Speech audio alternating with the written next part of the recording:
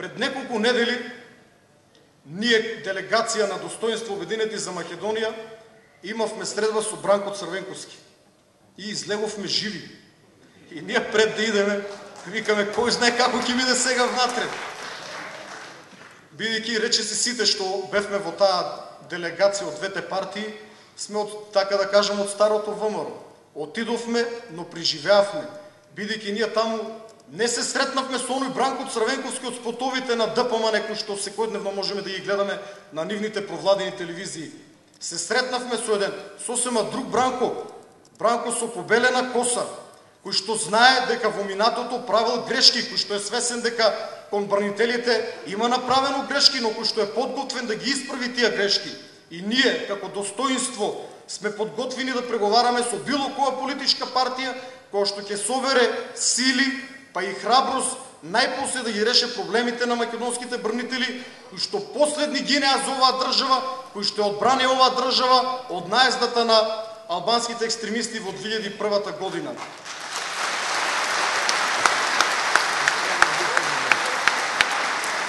Меѓутоа, јас знам дека и на лидерот на најголемата опозицијска партија Бранко Црвенковски му е јасно дека колку и да се обидуват, колку и да се трудат, без помош на еден друг исто така голем лидер, господинот Љупчо Ѓорѓиевски, нема да можат никогаш да го срушат Груевски.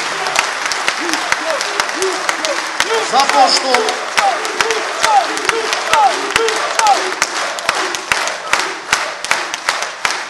Никола Груевски е директен производ на господинот Ѓорѓиевски. Тој е заслужен или виновен затоа што човекот во чии што ораторски способности сите се сомневавме во таа 2004 година, човекот кој што личеше на се само не на добар оратор, не верувавме дека ќе успее нешто посебно да направи од ВМРО ДПМН, меѓутоа еве го, владее веќе 7 година и уште ако кажеме 4 како министер, сметам дека го има најдолгиот владетелски стаж во Република Македонија.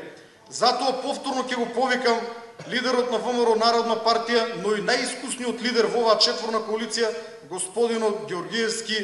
Господине Ѓорѓиевски, вие го создадовте креаторот на овој ненароден режим, вие имате должност со наша помош да го уништете.